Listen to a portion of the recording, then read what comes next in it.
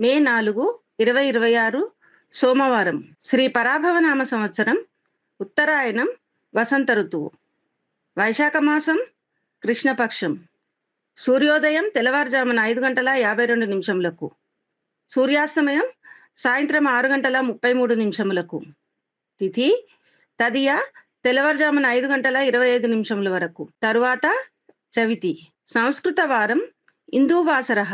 నక్షత్రం అనురాధ నక్షత్రము ఉదయం 9:51 వరకు. తర్వాత జ్యేష్ఠ నక్షత్రము.